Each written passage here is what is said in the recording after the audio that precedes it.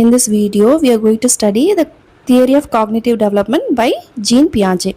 அதாவது ஜீன் பியாஜே அவங்களோட அறிதல் வளர்ச்சி கோட்பாடு பற்றி நம்ம இந்த வீடியோவில் படிக்க போகிறோம்.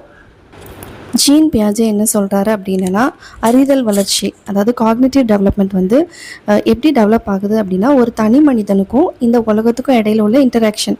நம்ம இந்த உலகத்தோட தொடர்பில் இருக்கோம் இல்லையா, ஒவ்வொரு ஆர்கானிசமும் ஒவ்வொரு உயிரினமும் தான் வாழ்கிற சூழலோட தொடர்பில் இருக்குது. அந்த ரெண்டு பேருக்கும், அந்த தனி மனிதனுக்கோ அல்லது அந்த ஆர்கானிசத்துக்கோ அந்த உலகத்துக்கும் இடையில நடக்கிற இன்ட்ராக்ஷன் மூலமாக காக்னிட்டிவ் டெவலப்மெண்ட் அதாவது அறிதல் வளர்ச்சி த்ரூ சீக்வென்ஷியல் ஸ்டேஜ் தொடர்ச்சியாக ஒவ்வொரு வளர்ச்சி படிநிலைகளையும் வளர்ச்சி நடக்குது அப்படின்னு சொல்கிறாரு.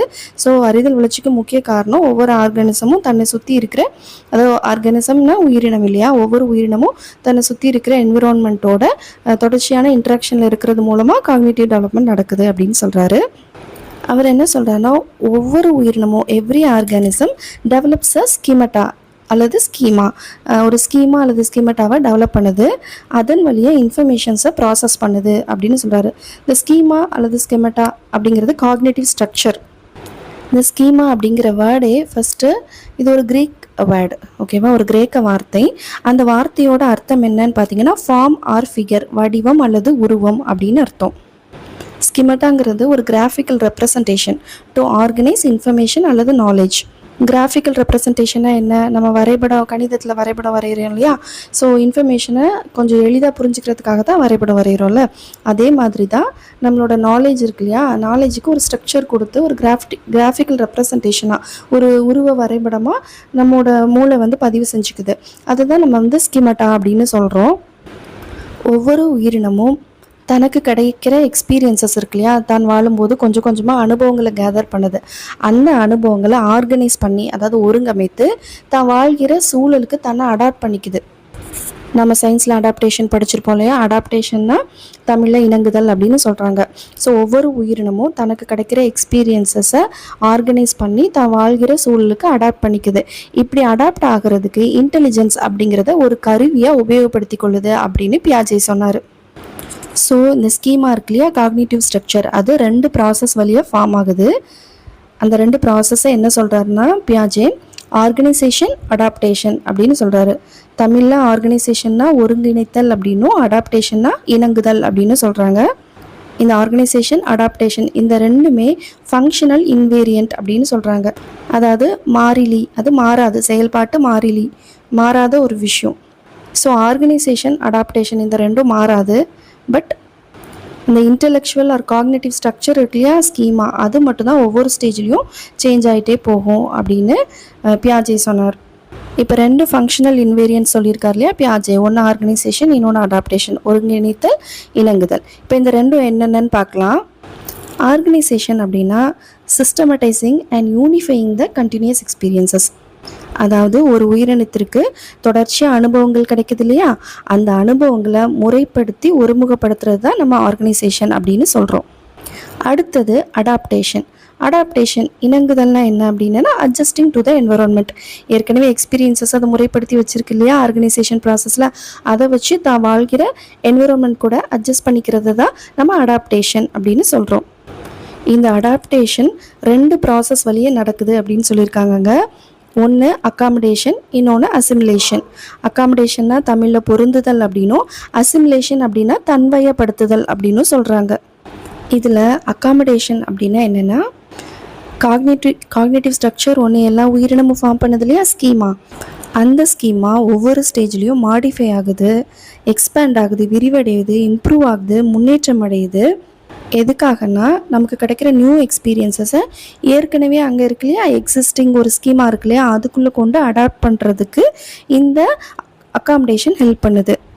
ஸோ ஒவ்வொரு ஸ்டேஜ்லேயும் இப்படி மாடிஃபை ஆகி, எக்ஸ்பேண்ட் ஆகி, இம்ப்ரூவ் ஆகிற விஷயங்களை காக்னேட்டிவ் ஸ்ட்ரக்சரில் போய் சேர்க்கறது தான் நம்ம வந்து அக்காமடேஷன் அப்படின்னு சொல்கிறோம்.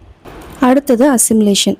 எங்கள் அக்காமடேஷனுங்கிற ப்ராசஸ்னால நிறைய இன்ஃபர்மேஷன் கேதர் பண்ணியிருக்கோம் இல்லையா, அது நேச்சுரலாக ஒரு உயிரினத்துக்கிட்டேருந்து வந்திருக்கலாம், அல்லது லேண்டு கற்றுக்கொள்ளப்பட்டதாக இருக்கலாம்.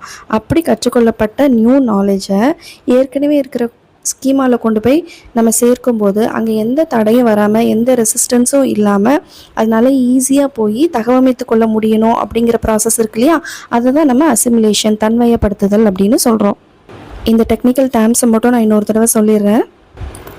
பியாஜேவோட தியரி படி அறிவுசார் வளர்ச்சிங்கிறது ஆர்கனைசேஷன் அண்ட் அடாப்டேஷன் அப்படிங்கிற 2 ப்ராசஸ் வழியாக நடக்குது. ஆர்கனைசேஷனை நம்ம ஒருங்கிணைத்தல் அப்படின்னும் அடாப்டேஷனை இணங்குதல் அப்படின்னு சொல்கிறோம். இந்த ரெண்டையும் ஃபங்க்ஷனல் இன்வேரியன்ட் அப்படின்னு சொல்கிறாங்க. அதாவது இவங்க மாறிலிகள். இவங்க மூலமாக காக்னேட்டிவ் ஸ்ட்ரக்சர் இருக்கு இல்லையா, இன்டெலெக்சுவல் எபிலிட்டி, அதுதான் ஒவ்வொரு ஸ்டேஜ்லேயும் கொஞ்சம் கொஞ்சமாக மாறுபாடடையும். இப்போ இந்த ஆர்கனைசேஷன் அடாப்டேஷன் இருக்கு இல்லையா, இதில் அடாப்டேஷனை ஃபர்தராக 2ஆக கிளாஸிஃபை பண்ணியிருக்காங்க, அல்லது 2 படிநிலைகளாக வச்சுருக்காங்கன்னு சொல்லலாம். அந்த அடாப்டேஷனில் உள்ள 2 ஸ்டெப்ஸ் என்னென்னா அகாமடேஷன் அண்ட் அசிமுலேஷன். அகாமடேஷனாக பொருந்துதல், அசிமுலேஷனாக தன்மையப்படுத்துதல். இந்த எல்லா ப்ராசஸும் கரெக்டாக நடந்து ஒரு இண்டிவிஜுவல் தான் கேதர் பண்ணுற இன்டெலெக்சுவல் எபிலிட்டிக்கு ஏற்ற மாதிரி தன்னுடைய காக்னிட்டிவ் ஸ்ட்ரக்சரை மாடிஃபை பண்ணிக்கிட்டு இந்த என்விரான்மெண்ட்டோட ஈஸியாக அதனால் மூவ் ஆக முடிஞ்சுது, அடாப்ட் ஆக முடிஞ்சுது அப்படின்னு சொன்னோம் அப்படின்னா அங்கே ஒரு ஈக்லிபிரியம், சமநிலை கிடைக்குது. சப்போஸ் ஒரு இண்டிவிஜுவலால் தான் கெயின் பண்ண ஆர் தான் கன்ஸ்ட்ரக்ட் பண்ண அந்த ஸ்கிமட்டாவை வச்சு தன்னை சுற்றி இருக்கிற இந்த உலகத்துக்கு ஏற்ற மாதிரி அடாப்ட் ஆகி வாழ முடியல அப்படின்னா அங்கே ஒரு டிஸ்இக்லிபிரியம் க்ரியேட் ஆகுது. அதாவது சமநிலையற்ற தன்மை உருவாகுது. ஆக்சுவலி இந்த அசிமுலேஷன் ப்ராசஸ் சொல்கிறோம் இல்லையா, தன்மையப்படுத்துதல், தனக்கு கிடைக்கிற அனுபவங்களை வச்சு ஸ்கீமாவை மாடிஃபை பண்ணி எப்படி ஒரு ஆர்கானிசம் தன்னை அசிமுலேட் பண்ணிக்குது அப்படிங்கிறத புரிஞ்சுக்கிறதுக்காக பியாஜே ஒரு எக்ஸாம்பிள் சொல்கிறாரு. ஃபர்ஸ்ட் ஒரு நியூபார்ன் பேபி மதர் மில்க்கு தான் டிபெண்ட் பண்ணியிருக்கு. நம்ம அப்படியே லைஃப் லாங் விட்டுறதில்ல. கொஞ்ச நாள் ஆனதுக்கப்புறம் நம்ம கவ் மில்க் கொடுப்போம். அப்புறமா மற்ற லிக்விட் ஃபுட்ஸ்க்கு பழக்குவோம், கூல் மாதிரியான பொருட்களை கொடுப்போம், அப்புறமா சாலிட் ஃபுட்ஸ்க்கு பழக்குவோம். அப்புறம் ஃபைனலாக ஒவ்வொரு ஸ்டேஜ்லேயா மாறி மாறி கடைசியாக ஒரு இண்டிவிஜுவல் சாப்பிட்ற, ஒரு ஹியூமன் சாப்பிட்ற எல்லா விஷயங்களையும் அந்த குழந்தை சாப்பிட ஆரம்பிக்குது. இது ஒவ்வொரு ஸ்டேஜ்லேயும் கிராஜுவலாக நடக்குதுல்ல. இப்போது ஃபஸ்ட்டு மதர் மில்க்லேருந்து அடுத்த ஸ்டேஜுக்கு மாற்றின உடனே இமீடியட்டாக குழந்தைக்கு அது ஒத்துக்காதில்ல. டைஜஸ்டிவ் ப்ராப்ளம்ஸ் வரும், குழந்தைக்கு நிறைய பிரச்சனைகள் வரும். அது கொஞ்ச நாள் தான், டெம்பரவரி தான். அதுக்கப்புறமா அதை அதனுடைய பாடி அடாப்ட் பண்ணிக்கும். அதுக்கப்புறம் சாலிட் ஃபுட் கொடுக்க ஆரம்பிக்கும் போது சேம் ப்ராப்ளம் குழந்தைக்கு வரும். அப்புறம் கொஞ்சம் கொஞ்சமாக அது தன்னை மாற்றிக்கிட்டு அடாப்ட் பண்ணிக்கிட்டு அந்த ஃபுட்டுக்கு அடாப்ட் ஆகிரும். இப்படியே கொஞ்சம் கொஞ்சமாக கிராஜுவலாக டெவலப்மெண்ட் நடக்குது இல்லையா, அதே மாதிரி தான் அந்த அசிமுலேஷன் ப்ராசஸ் நம்மளோட இன்டெலிஜென்ஸில் நடக்குது அப்படின்னு சொல்கிறாங்க. பியாஜே சொல்கிறாரு, ஒரு பொருளையோ அல்லது ஒரு விஷயத்தையோ தெரிஞ்சுக்கணும் அப்படின்னு சொன்னோன்னா one must act physically or mentally. ஒருத்தவங்க உடல் ரீதியாகவோ அல்லது இன்டெலெக்சுவல் மன ரீதியாகவோ அவங்க ஆக்ட் பண்ணணும், செயல்படணும். மக்கள் செய்கிற இந்த ஆக்ஷன்ஸ் தான் ஸ்கீமாவாக ஃபர்தராக உருவாகுது. ஏர்லி ஸ்டேஜஸில், அதாவது இன்ஃபேன்சி, சைல்ட்ஹுட்லலாம் பார்த்திங்கன்னா இந்த ஆக்ஷன்ஸ் இருக்கு இல்லையா, இந்த ஆக்ஷன்ஸ் மோஸ்ட்லி ஃபிசிக்கல் ஆக்ஷன்ஸாக தான் இருக்கும். அப்புறம் நாளாக ஆக அடாலசன்ட் ஸ்டேஜ்லாம் வர வர இந்த ஆக்ஷன்ஸ் இன்டெலெக்சுவல் ஆக்டிவிட்டீஸாக மாறுது அப்படின்னு சொல்கிறாரு பியாஜே. ஃபர்தராக நமக்கு எக்ஸாம்பிள்ஸ் பார்க்கும்போது புரியும். இப்போ இது வரைக்கும் நம்ம பியாஜேயோட தியரி பார்த்தோம், அதாவது அகாமடேஷன், அசிமுலேஷன், நிறைய ப்ராசஸ்லாம் பார்த்தோம். இந்த எல்லாத்தையும் அவருடைய தியரியை பேஸ் பண்ணி அவர் ஹியூமனோட காக்னிட்டிவ் டெவலப்மெண்ட்டை 4 ஸ்டேஜஸாக கிளாஸிஃபை பண்ணியிருக்காரு.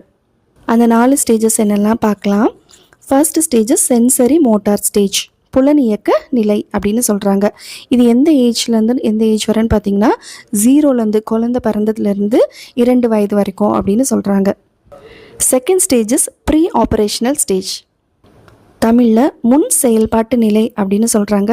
இது 2லேருந்து 7 வயது வரைக்கும் உள்ள குழந்தைங்களை குறிக்குது. Third stages concrete operational stage, தமிழில் திட்டமிட்ட செயல்நிலை அப்படின்னு சொல்கிறாங்க. இது 7லேருந்து 11 வயது வரைக்கும் உள்ள குழந்தைங்களை குறிக்குது. Fourth stages formal operational stage, அதாவது முறையான செயல்நிலை அப்படின்னு சொல்கிறாங்க. இது 11 வயதுக்கு மேலே உள்ள எல்லாரையும் குறிக்குது. இப்போ நம்ம ஃபர்ஸ்ட் ஸ்டேஜான சென்சரி மோட்டார் ஸ்டேஜ், அதாவது புலனியக்க நிலையை பற்றி பார்க்கலாம். இது 0லேருந்து 2 வயது உள்ள குழந்தைகளை குறிக்குது இல்லையா இந்த பருவமானது. இங்கே காக்னிட்டிவ் டெவலப்மெண்ட் மோஸ்ட்லி எதன் வழியாக நடக்குதுன்னா sensory interaction to the world. Sensory interaction என்ன, புலன், அதாவது பார்த்தல், கேட்டல், தொடுதல், இந்த மாதிரி இருக்கு இல்லையா. இந்த சென்சரி ஆக்டிவிட்டீஸ் மூலமாக தான் இந்த என்விரான்மெண்ட்டோட குழந்தையானது ரியாக்ட் பண்ணிகிட்ருக்கு, தொடர்பு கொண்டுட்ருக்கு, இன்ட்ராக்ட் பண்ணுது. ஓகேவா. ஸோ இங்கே development of sensory motor skills நடக்குது. சென்சரி மோட்டார் ஸ்கில்ஸ்னால் புலன், அதாவது பார்த்தல், கேட்டல், அது புலன். அப்புறம் மோட்டாருங்கிறது இயக்கம், கை கால்களை அசைத்தல், எழுந்திருத்தல், நடத்தல், இந்த மாதிரி இருக்கு இல்லையா. ஸோ இந்த சென்சரி மோட்டார் ஸ்கில்ஸ் இந்த ஃபஸ்ட் ஸ்டேஜில் டெவலப் ஆகுது. அடுத்தது கோஆர்டினேஷன் ஆஃப் மோட்டார் ஆக்டிவிட்டீஸ், உடல் இயக்க அந்த ஏக்கம் இருக்கு இல்லையா, அதில் ஒரு கோஆர்டினேஷன் ஒருங்கமைத்தல் வர்றது. இந்த 2 வளர்ச்சியும் தான் இந்த 0 to 2 இயர்ஸில் நடக்குது. ஸோ இந்த மோட்டார் கோஆர்டினேஷனுக்கு பியாஜே ஒரு எக்ஸாம்பிள் சொல்கிறாரு. ஒரு சின்ன பால், அதாவது ஒரு எலுமிச்சம்பழ சைஸில் உள்ள ஒரு பந்தை ஒரு 6 month ஓல்டு கிட்ட நம்ம கொடுக்குறோன்னு வச்சுக்கோங்க. நம்ம கொடுத்து பார்த்தோன்னா அந்த குழந்தை வந்து 2 கை 2 கால் எல்லாத்தையும் சேர்த்து அந்த பாலை பிடிக்க ட்ரை பண்ணும். அதே குட்டி பந்தை நீங்கள் ஒரு 8 மாத குழந்தைகிட்ட கொடுத்தோம் அப்படின்னா அது காலை வச்சு பிடிக்காது, 2 கையும் வச்சு பிடிக்க ட்ரை பண்ணும் அப்படின்னு சொல்கிறாரு பியாஜே. அதே பந்தை ஒரு 10 month ஓல்டு பேபிக்கிட்ட நம்ம கொடுத்தோம் அப்படின்னா அது என்ன பண்ணுன்னா ஒரு கையாலேயே அந்த பந்தை பிடிச்சிடலாம் அப்படிங்கிற ஐடியா அதுக்கு இருக்கும். அது ஒரு கையாலேயே அந்த பந்தை பிடிச்சிக்கும். இதைத்தான் improvement in the coordination of motor skills அப்படின்னு நம்ம சொல்கிறோம். அதாவது உடல் இயக்க செயல்பாடுகளில் ஒரு ஒருங்கமைப்பு வருது இல்லையா, அதனால தான் உடல் இயக்க செயல்பாடுகள் மூலமாக அங்கே காக்னிட்டிவ் ஸ்ட்ரக்சர் மாடிஃபை ஆகுது அப்படின்னு பியாஜே சொல்கிறார். இங்கே ருடிமெண்ட்ரி மெமரி டெவலப் ஆகுது. அது மாதிரி குழந்தைக்கு ஃபஸ்ட்டு ரெஃப்ளெக்ஸ் ஆக்ஷன், அதாவது அனிச்சை செயல், அது மாதிரியான ஆக்ஷன்ஸ் தான் இருக்கும், மோட்டர் ஆக்டிவிட்டீஸ் தான் இருக்கும். அதுலேருந்து கொஞ்சம் கொஞ்சமாக டெவலப்மெண்ட் மாதிரி இன்டென்ஷனல் பிஹேவியர், அதாவது இதை பண்ணணும் இதை எடுக்கணும் அப்படின்னு குழந்தை நினச்சி செய்யுது இல்லையா, அது இன்டென்ஷனல் பிஹேவியர்னு சொல்கிறோம். ஸோ ரெஃப்ளெக்ஸ் ஆக்ஷன்ஸ்லேருந்து இன்டென்ஷனல் பிஹேவியருக்கு மாற்றம் நடக்குது இந்த 0 to 2 இயர்ஸில். அப்புறமா குழந்தை தன்னை சுற்றி இருக்கிற ஆப்ஜெக்ட்ஸ், பீப்புள், அவங்க எல்லார்கிட்டே இருந்து நான் வேறு, நான் தனி அப்படின்னு உணர ஆரம்பிக்குது இல்லையா, அங்கேருந்து தான் first the concept of self, அதாவது செல்ஃப் கான்செப்ட் ஃபார்ம் ஆகுது. அடுத்ததாக நம்ம pre operational stage, second stage பற்றி பார்க்க போகிறோம். அதாவது முன் செயல்பாட்டு நிலை, 2வது நிலை, அதை பார்க்க போகிறோம். இது 2லேருந்து 7 வயது வரைக்கும் உள்ள குழந்தைங்களை குறிக்குது. இந்த ஸ்டேஜுக்குரிய பெக்யூலியர் கேரக்டரிஸ்டிக்ஸ் பற்றி நான் சொல்ல போகிறேன். அதில் ஃபஸ்ட்டு ப்ராப்பர்ட்டி, அவங்களுடைய முதல் பண்பு என்னென்னா ஈகோ சென்ட்ரிசம். அதாவது அவங்களுக்குன்னு ஒரு வார்த்தை இருக்குதுன்னு வச்சுக்கோங்களேன். இப்போ பால் அப்படிங்கிறத அவங்களுக்கு பால்னு சொல்ல தெரியலனா அவங்க அதுக்குன்னு ஒரு வேர்டு வச்சுருப்பாங்க. இப்போ ஆட்டுக்குட்டியெல்லாம் பா அப்படின்னா ஆடு அப்படின்னு அவங்க ரெஃபர் பண்ணுறாங்கல்ல, அவங்க சொல்கிற வார்த்தைக்கு அவங்க ஒரு மீனிங் வச்சுருக்காங்க. அதுதான் அந்த வார்த்தையோட அர்த்தம் அப்படின்னு அவங்க நம்புகிறாங்க. சுற்றி இருக்கிறவங்களும் அதை புரிஞ்சுக்கணும் அப்படின்னு நம்புகிறாங்க. இந்த ஏஜில் உள்ள குழந்தைங்கள வச்சுருக்கிற அம்மாவுக்கு கண்டிப்பாக அது புரியும். இதை ஈகோ சென்ட்ரிசம் அப்படின்னு சொல்கிறோம். அதாவது அவங்க சொல்கிற வார்த்தைக்கு அவங்களே ஒரு அர்த்தம் வச்சுருக்காங்க இல்லையா, அதுதான். அடுத்ததாக அனிமிசம், அதாவது இன்னனிமேட் ஆப்ஜெக்ட்ஸை அவங்க லிவிங் ஒன், அது வாழ்கிற ஒரு விஷயம் அப்படின்னு நினைக்கிறது. எக்ஸாம்பிள் பார்த்திங்கன்னா, இந்த வயசில் ஒரு டால், ஒரு பாபி டால் வச்சு விளையாடுறாங்கன்னா அதுக்கு உயிர் கிடையாது, அது ஒரு இன்னனிமேட் ஆப்ஜெக்ட். ஆனால் என்ன நினைப்பாங்கன்னா அது உயிருள்ள பொருள் மாதிரி, அதுக்கு சாப்பாடு ஊட்டுறது, அதுக்கு தலை பின்னுறது, இது எல்லாமே செய்கிறாங்க இல்லையா, இதை தான் நம்ம அனிமிசம் அப்படின்னு சொல்கிறோம். இதுவும் இந்த ஸ்டேஜில் இருக்கிற குழந்தைங்களோட ஒரு கேரக்டரிஸ்டிக். அடுத்தது ரியலிசம்னு என்னென்னா, இந்த ஏஜில் அவங்களுக்கு கனவுலாம் வருது இல்லையா, அந்த கனவுலாம் நிஜமாகவே நடக்குது அப்படின்னு நம்பிடுவாங்க. அடுத்த ப்ராப்பர்ட்டி என்னென்னா சென்ட்ரிங்னா என்னென்னா, ஒரு சமயத்தில் அவங்களால ஒரு விஷயத்தின் மேலே தான் கான்சன்ட்ரேட் பண்ண முடியும், அதை தான் சென்ட்ரிங் அப்படின்னு சொல்கிறோம். அப்புறம் என்ன சொல்கிறாங்கன்னா, இந்த ஸ்டேஜில் ரிவர்சபிலிட்டி ஃபஸ்ட்டு தெரியாது. எக்ஸாம்பிள், உனக்கு பின்னாடி என்ன இருக்குது, நாய் இருக்குது, நாய்க்கு முன்னாடி யார் இருக்கா, ஸோ நான் தான் அப்படின்னு கரெக்டாக சொல்ல முடியாது அப்படின்னு சொல்கிறாங்க. அதில் ஒரு டிஃபிகல்ட்டி இருக்கும் அப்படின்னு.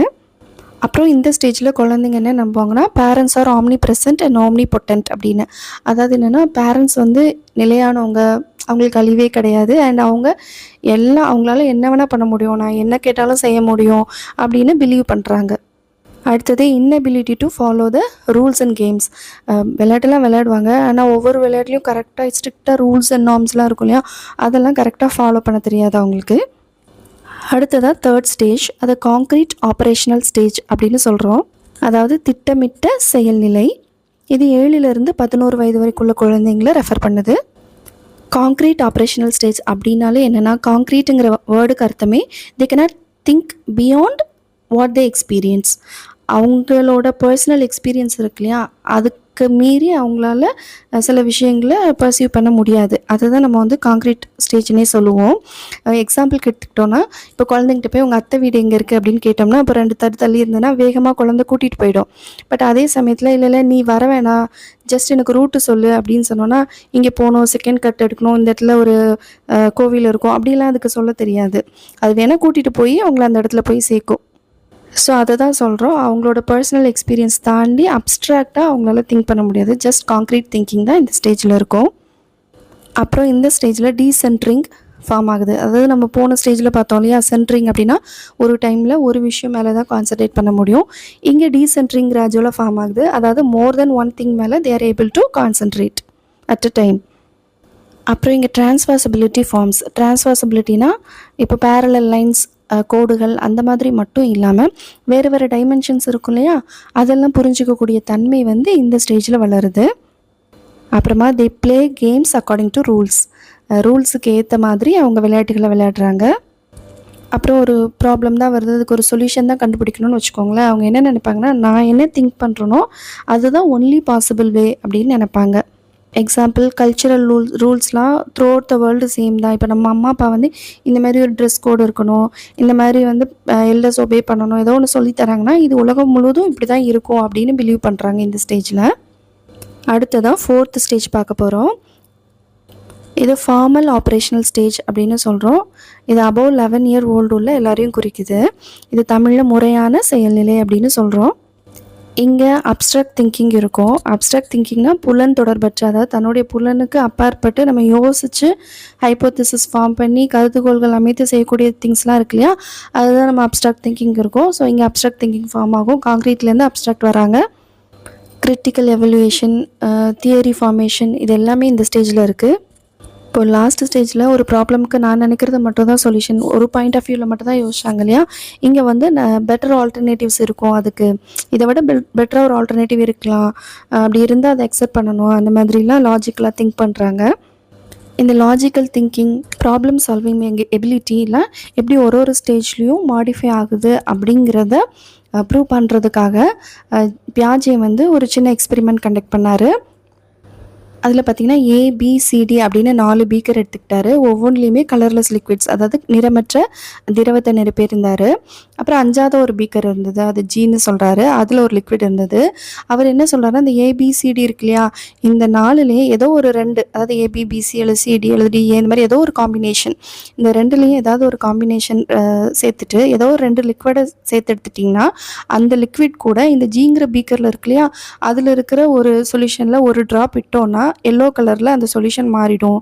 இப்போ இந்த எல்லோ கலரில் சொல்யூஷன் மாறுது இல்லையா, அந்த காம்போவை எடுத்துக்கிட்டு மீதி ABC ஏதோ ஒன்று இருக்கும் இல்லையா, அதில் ஏதோ ஒன்று கூட வந்து மிக்ஸ் பண்ணும்போது நமக்கு வந்து க்ரீன் கலர் கிடைக்கும், இதை வந்து கண்டுபிடிங்க அப்படிங்கிற மாதிரி ஒரு எக்ஸ்பெரிமெண்ட் வந்து ஒன்று கொடுத்தாரு. அப்போ ஒவ்வொரு ஸ்டேஜில் உள்ள கிட்ஸும் ஒவ்வொரு மாதிரி ரியாக்ட் பண்ணாங்க. இதில் ஃபஸ்ட்டு ஸ்டேஜ் இருக்கு இல்லையா, sensory motor stage, 0 to 2 years babies இருக்காங்கள்ல, அவங்க இதெல்லாம் கண்டுக்கவே இல்லை. அவங்க அதை சட்டையே பண்ணல, வேறு ஏதோ விளாண்டுட்டு இருந்தாங்க, டச் கூட பண்ணல. அடுத்தது பார்த்திங்கன்னா pre operational stage, 2 to 7 year olds children இருக்காங்க இல்லையா, அவங்க ஜஸ்ட் அதை வந்து பார்த்தாங்க, ஏதோ மிக்ஸ் பண்ணாங்க, பெருசாக ரூல்ஸ் இதெல்லாம் ஃபாலோ பண்ணல, ஏதோ 1-2 மிக்ஸ் பண்ணாங்க, கலர் வரதா பார்த்தாங்க, அப்படி அதுக்கு ஒன்று ஒரு பேட்டர்ன் வச்சுக்கல, சும்மா ஏதோ ட்ரை பண்ணாங்க. அடுத்து 3rd stage concrete operational stage இருக்கு இல்லையா, 7 to 11 years, அவங்களும் ட்ரை பண்ணாங்க, 2 மிக்ஸ் பண்ணி பார்த்தாங்க, எது கலர் வருதா பார்த்தாங்க. ஆனால் அதுக்குன்னு ஒரு பர்டிகுலராக ட்ரை பண்ணி சக்ஸஸ் அட்டைன் பண்ணாங்கன்னு கேட்டால் கிடையாது, ஏதோ ஒன்று. ஆனால் முடிஞ்ச வரைக்கும் எஃபோர்ட் போட்டாங்க. பட் லாஸ்ட் அந்த அபவ் 11 year வராங்க இல்லையா, அடலசன்ட் ஸ்டேஜில் இருக்காங்களே, அவங்க ஒரு பேட்டர்ன் வச்சுருந்தாங்க, A+B, B+C, C+D, அப்புறம் D+A, அப்புறம் A+C, இப்படி எத்தனை காம்போ வருமோ அந்த மாதிரி 2-2 மிக்ஸ் பண்ணிக்கிட்டாங்க. அந்த காம்போ எடுத்துக்கிட்டு ஒவ்வொரு காம்போலையும் வரிசையாக வந்து லிக்விடை ஊற்றி பார்க்குறாங்க. அப்போ கரெக்டாக எந்த காம்போவில் எல்லோ வருதோ அப்போ ஓகே, அங்கே ஸ்டாப் பண்ணிக்கிட்டாங்க. ஸோ ஒரு B+Cலையோ C+Dலையோ எல்லோ கலர் வந்திருக்கு அப்படின்னா அதை மட்டும் எடுத்துக்கிட்டு மறுபடியும் மீதி இருக்கு இல்லையா, AB, D இந்த மாதிரி லிக்விட் இருக்கு இல்லையா, அதில் ஒன்றா விட்டு எதை விடும்போது வந்து நமக்கு க்ரீன் கலர் வருது அப்படின்னு ஒரு பர்டிகுலராக பேட்டர்ன் வச்சு ஸ்கெட்ச் பண்ணி அதை ஃபிகர் அவுட் பண்ணி சால்வ் பண்ணாங்க.